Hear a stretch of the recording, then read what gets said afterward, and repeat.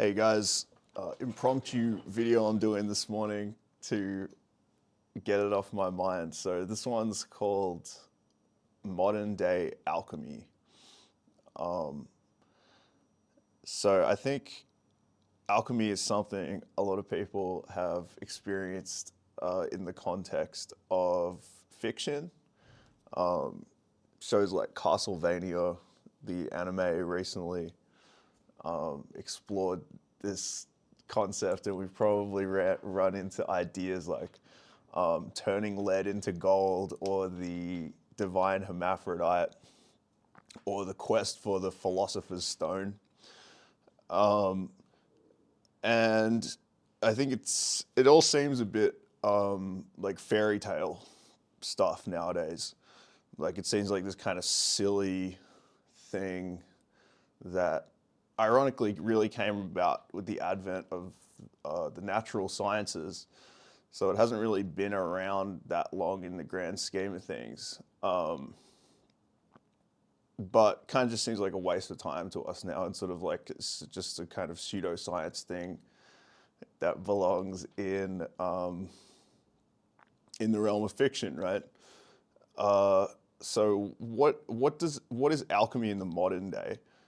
I think there are a few examples of things that actually, if you think about them, they're very mysterious, and they effectively constitute alchemical processes that go on really on a daily basis that we don't even think about, and that we try to explain using the sciences, but the explanations are actually pretty reductionistic, the ones that we have at the moment. So let's take one example, which is digestion. Digestion is still very poorly understood. And when I say poorly understood, I don't want to devalue just how much we have come to understand about it on a chemical level. And I'm sure a lot of you will have friends who are really into dieting and nutrition, and they will go really into depth with you about, why you should eat these foods, shouldn't eat these foods. Carbohydrates, fatty acids, all the rest, right? I'm sure all of us have heard some version of this spiel. But really, at its fundamental level, what's happening is you're putting food into your food hole, and then and some process is turning that into energy, right? And that's really weird. Like, we can talk our way around that. We can say, oh, it's actually not that weird. It's just X, Y, and Z chemical process. But the complexity of that, when you actually start to try and unpack it, as anyone who has been serious about nutrition can attest, like, you can boil some of the processes down, but really what's going on is pretty strange. Like, it's the transmission or the transmutation of matter into energy via some kind of black box magical process inside the human body. And then, of course, whatever doesn't get transmuted into energy is expelled as waste, right? So, this is also not a purely clean process. While our body is good, it can't perfectly distinguish between what should be held onto and what should be let go of. And this is where we get the concept of unhealthy foods, unhealthy diets, and the idea that, things like saturated fats are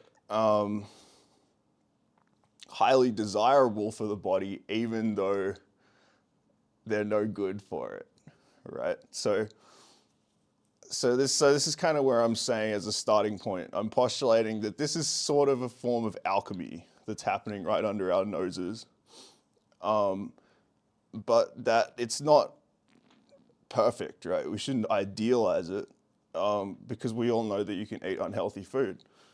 So here's where I'm going to segue that into a different, more interesting form of alchemy. And this is mental alchemy, in the sense of, when you, let's say you read a book, watch a television show, watch a movie, we call it consumerism now, right? We call it consuming content or whatever, or media or art, somewhat more generously put. And we are consuming it in a meaningful sense. I think there's a mental digestion that goes on in this process, which is also alchemical, and which is also, in fact, even more difficult to explain using conventional science. And I can attest to this as a graduate psychologist. So if you think about it in this way, you're receiving a bunch of information, stimuli, whatever you want to call it, from whatever artwork you're engaging with. And just like when you're digesting, your mind is holding on to some parts of that. Like an impression is being made that is changing you. It's transmuting this stuff that you're taking in into energy, or kind of mind stuff that's being stored internally. And then it's letting go of some element of it as well. It's sort of expelling some of it as waste. But then you have the same problem of this pernicious stuff that probably you shouldn't be holding on to, but you are holding on to. And so this can be really dangerous, right? And we all know this. And this is something that, especially when school shootings happen, for example, which seem to happen more and more, when people kind of do terrible things, especially very young, who should be relatively innocent people, do these kind of terrible things, we have a tendency to blame, or the culture has a tendency to blame the media, whether it's violent movies, video games, or whatever. And while that's obviously an oversimplification to put things in those terms, I think we realize there's a grain of truth to this idea that, people think of young minds as being especially impressionable, but I think all minds are fairly impressionable. And when you consume certain types of art, it does make an impression on you. And it's not something that you can really consciously control. This is an interesting element. Like, if you eat food, you can't, use your psychic abilities to go, okay, I want to just digest the protein from this quarter pounder, but not the saturated fat and all the other fucked up stuff that's in it, right? You can't do that, or at least I don't know of anyone who has the ability to do that. But we like to think that we can use discernment to do that with art. That we can be like, oh, this idea is, like, we use our education or whatever to go, oh, well, this idea is problematic for X, Y, or Z reason. I'm going to take this thing with a grain of salt. But in my opinion, that's not really how it works. It doesn't, because it's really getting beamed into your subconscious, like en masse. Like, everything that you're consuming is going into your subconscious. And then your consciousness has to deal with it later. So maybe through kind of doing introspection, retrospection, like doing inner work or whatever, you can deal with it later. But really, you're not deciding how you get, or like what gets digested and how it gets digested, what gets held on to, what gets expelled. So I think that's also a form of alchemy. I think that if you're relying on this sort of cold light of day analytical explanation of natural sciences like psychology, you're not getting the whole picture. And so I do think you actually need to be really careful about what you watch, what you read. And again, that's not sort of fear mongering. I'm not saying you should never like watch Quentin Tarantino films or whatever. It's more just saying don't don't arrogantly believe that you can choose what the ways in which your consciousness is being transmuted, because I don't think you can. And I think that there's a sensitivity that certain people have to certain stimuli that can actually be degraded by the culture, by the generation, right? Like an example of that is the news. When I watch the news as a younger person, I find it like I really bear the weight of the emotional trauma of the information that's being conveyed to me, right? So when I hear about people being killed, people like terrible things happening around the world, I really bear the emotional weight of that. And so I have to undertake with a heavy heart to engage in global affairs in that way. And I'm reticent to because I recognize the magnitude of misinformation that is going along with that, with the mainstream media. And but someone of a certain generation, like my mum, for example, but I know of many other examples, these people just watch the news kind of like it's nothing. Like they're just watching any other television show. They're being told this like long string of terrible things that are really happening almost in real time, but it doesn't seem to like register to them on an emotional level. And it's funny because it's, again, if you're on the outside of this looking in, it kind of comes across like a bit like a psychopathy, but it's really just a degradation of sensitivity.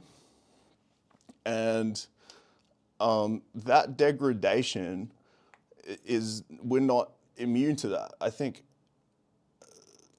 my generation and the generation below me are subject to different pressures of desensitization. And, just me saying that, you might resonate, you might like, it might come to mind exactly which things apply to you.